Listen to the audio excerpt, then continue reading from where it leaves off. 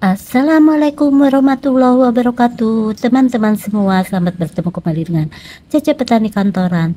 Teman-teman, di sekeliling kita saat ini kita mempunyai problem yang serius.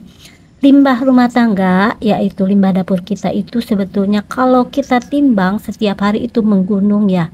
Bahkan akan berakhir seperti ini, menggunung tanpa kita memperhatikan juga untuk kelestarian lingkungan atau pencemaran lingkungan. Salah satunya kita bisa mengubahnya menjadi kompos. Tapi selain itu, kalau kita kompos, tentu kita menggunakannya adalah untuk berkebun. Sebetulnya ada satu hal lagi yang bisa kita lakukan dengan sampah rumah tangga yang nantinya bisa kita gunakan juga untuk keperluan kita sehari-hari. Artinya bisa kita gunakan juga untuk di rumah tangga kita sendiri. Oke, kali ini Cece Petani Kantoran mengajak teman-teman semua untuk membuat yang namanya ekoenzim. Apa itu ekoenzim? Dan seperti apa cara membuatnya? Mudah sekali. Karena itu bagi teman-teman yang baru bertemu dengan channel ini, jangan lupa klik subscribe-nya untuk mengetahui bagaimana cara berkebun dan juga memanfaatkan lahan-lahan dan juga sampah yang biasa kita buang. Kita mulai ya, jangan lupa klik subscribe dulu. Jadi untuk pembuatan ekoenzim itu sebetulnya mudah sekali ya teman-teman. Apa itu ekoenzim? Nah, seperti ini ya penjelasannya teman-teman.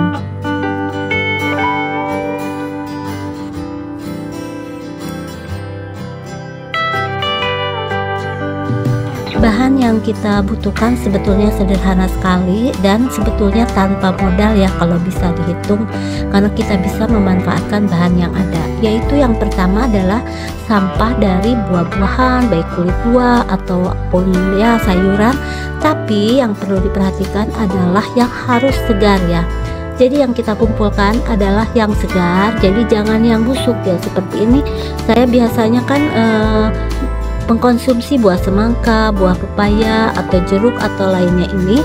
Apabila sampah yang lain biasanya saya gunakan juga sebagian untuk kompos ataupun pupuk seperti kulit pisang, kulit nanas. Kali ini kita akan membuatnya menjadi ekoenzim. Jadi bahan yang pertama betul-betul adalah dari yang kita buang ya teman-teman. Nah, seperti ini. Kemudian yang kedua adalah wadah. Pasti teman-teman punya dong wadah kayak gini, apalagi bekas lebaran itu biasanya tiap tahun pada beli.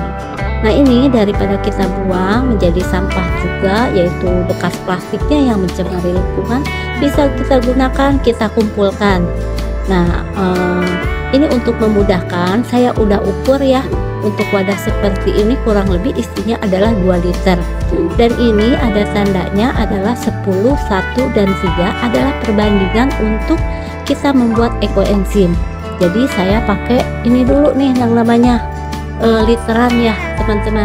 Saya tadi ukur ternyata isinya ini adalah 2 liter. Apabila teman-teman mempunyai nanti yang ukurannya 1 liter atau 5 liter lebih besar, bisa menggunakan cara seperti ini untuk mempermudah. 10 ini adalah untuk takaran air untuk membuat ekoenzim, dan 1 ini adalah perbandingan untuk gula. Jadi bahan yang kedua yang kita gunakan adalah gula. Saya menggunakan gula aren ya ini teman-teman. Kebetulan punya, diusahakan sebisa mungkin jangan menggunakan gula pasir. Tapi kalau nggak ada boleh juga menggunakan gula pasir. Nah, yang ketiga adalah ini. Jadi 10 ini nanti air, 1 ini takarannya adalah gula, dan 3 ini adalah limbah buah dan sayuran yang masih segar ya. Jadi ini masih saya sisakan segininya karena untuk nanti apabila terjadi fermentasi itu akan menimbulkan uap. Jadi harus ada ruang dulu ya di sininya ya teman-teman. Nanti kalau misalnya ukurannya lebih besar ya bisa diukur sendiri. Oke, kita mulai kegiatan kita, yaitu apabila kita punya sampah seperti ini kan agak besar, kita harus mencacahnya dulu supaya mempermudah proses fermentasinya menjadi lebih kecil. Jadi dengan proses fermentasi atau membuat ekoenzim ini, kita mengkonversi sampah organik dapur dari limbah sayur dan buah menjadi bahan yang multiguna bagi rumah tangga. Dan lingkungan juga pasti terbantu, nggak numpuk itu yang namanya sampah-sampah ya, padahal masih banyak gunanya, bisa kita menggunakannya kembali atau merubahnya menjadi hal yang bermanfaat. Nanti cairan ekoenzim ini bisa kita manfaatkan buat ngebersihin bahan pembersih kompor, kemudian piring, pakaian, lantai, rambut, bisa juga buat hand sanitizer, buat pembersih udara, bisa juga buat obat luka, anti radiasi, dan pembersih kolam, juga buat ngebersihin hewan peliharaan. Selain juga bagi yang suka berkebun untuk pupuk organik, jadi bisa sebagai pupuk, bisa sebagai pestisida. Dan ampasnya juga, kalau tadi kita ambil cairannya, nanti kan ada ampasnya ya, ampasnya pun nggak usah kita buang, bisa dimanfaatkan sebagai pengharum mobil. Jadi nanti dalam video selanjutnya Cece Petani Kantoran akan mencoba untuk menguraikan bagaimana sih memanfaatkan cairan ekoenzimnya.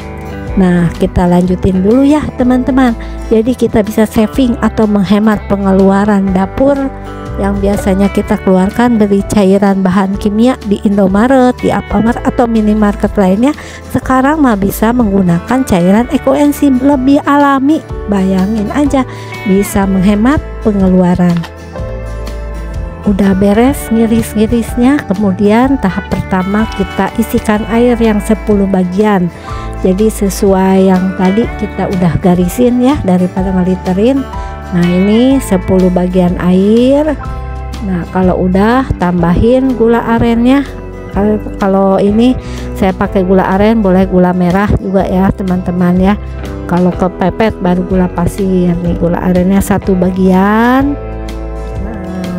Biar bersih, sayang kalau nggak bersih. Kemudian ditambahin 3 bagian, kita tambahin 3 bagian sesudah tadi. Untuk mempermudah atau mempercepat proses fermentasinya, kita potong ke agak kecil-kecil. Di sini juga selain limbah kulit buah semangka yang lagi ada di dapur, saya tambahkan juga kulit buah jeruk biar wangi. Biasanya kalau ditambah kulit jeruk atau daun mint itu harumnya lebih enak, lebih segar. Sebelum ditutup diaduk-aduk dulu ya. Nah, untuk pembuatannya memang cukup lama ya, karena ini prosesnya alami. Saya membuatnya menjadi 2 bagian. Ini saya tambahin jeruk nih, potongan jeruk yang tapi yang segar ya, sekali lagi jangan yang busuk biar wangi dan segar. Jadi ini saya cukup untuk membuat 2 wadah. Untuk pembuatannya memang cukup lama, sekitar 3 bulan. Tapi kalau kita sudah memulainya, setiap minggu saya akan membuat ya 2 wadah seperti ini. Jadi setiap minggu kita bisa panen untuk ekoenzimnya. Kemudian kita tutup yang rapat. Yang rapat ya, nanti kita selain menyimpannya itu harus di tempat yang teduh, tidak terkena sinar matahari. 1 minggu 1 kali kita buka, kita aduk untuk membuang gasnya. Biar nggak lupa, ini saya kasih tulisan tanggal pembuatannya. Jadi 3 bulan lagi ini kita bisa memanen. Nah, kalau misalnya ini sekitar 1 liter lebih, memanen bisa 2 liter setiap minggu. Jadi kalau awalnya memang terasa lama 3 bulan, tapi kalau kita rutin membuatnya 1 minggu 1 kali, sesudah 3 bulan kita bisa memanennya. Yuk kita simpen dulu ya di tempat yang teduh seperti ini. Nah, ini udah ditutup rapat, kita simpan ya teman-teman ya.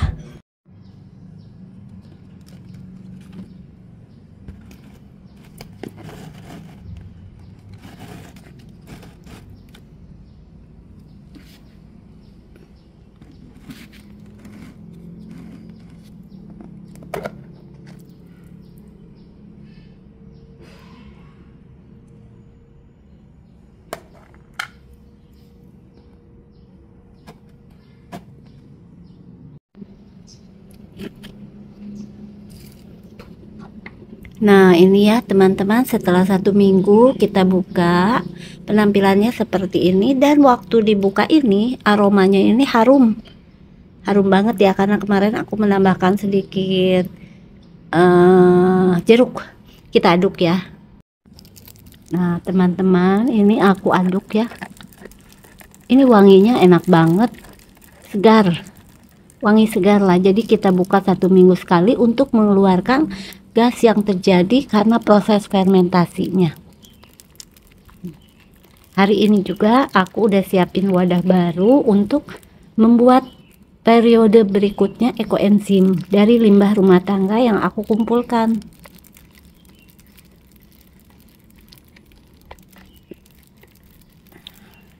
Gasnya jadi keluar ya teman-teman. Gas yang terjadi ini karena adanya proses fermentasi. Proses fermentasi itu apa sih? Nah ini dia penjelasannya. Nah kalau sudah selesai bisa kita tutup lagi yang rapat. Kemudian ini harus rapat dan simpan kembali di tempat yang tidak terkena sinar matahari atau sejuk.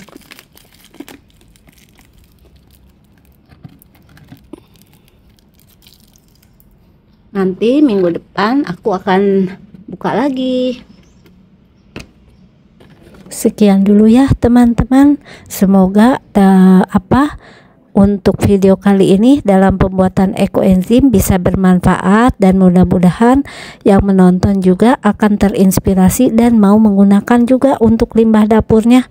Yuk kita manfaatkan limbah dapurnya menjadi bahan-bahan yang berguna juga di dapur kita atau di rumah tangga kita untuk menghemat pengeluaran kita.